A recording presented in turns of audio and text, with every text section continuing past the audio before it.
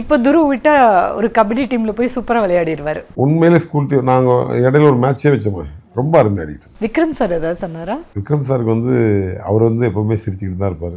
துருவோட அம்மா தான் ரொம்ப அடிக்கடி எப்படி பண்ணுறான்னு கேட்டுருப்பாங்க.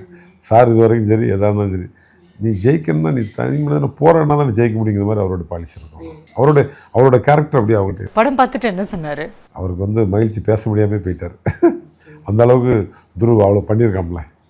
எனக்குமே எவ்வளோ சந்தோஷம் துருவை பிடிச்சிக்கிச்சு. அவ்வளோ ஒரு அருமையாக பண்ணியிருந்தான். துருவுக்கு இருக்க பொசிஷனில் நான் நினச்சிட்டு ஒவ்வொரு இதுவும் மாறி சார் தான் பக்கத்தில் இருந்தார், மாறி தம்பி தான் பக்கத்தில் இருந்தார்.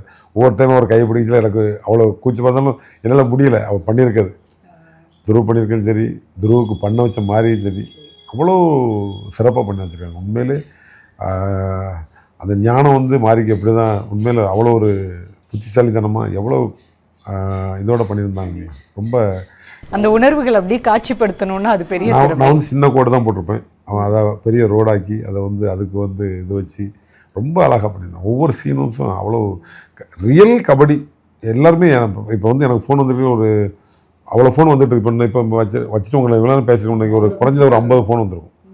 இந்த 50 ஃபோன்லேயுமே பேசினாக்கி போதும். அதில் 40 ஃபோன் சூப்பராக கபடி பிளேயர் மாதிரி ஆக்கிட்டேன், கபடி பிளேயர் மாதிரி ஆக்கிட்டேன், கபடி எப்படி ரியல் மேட்ச் மாதிரியே இருக்குமாங்க.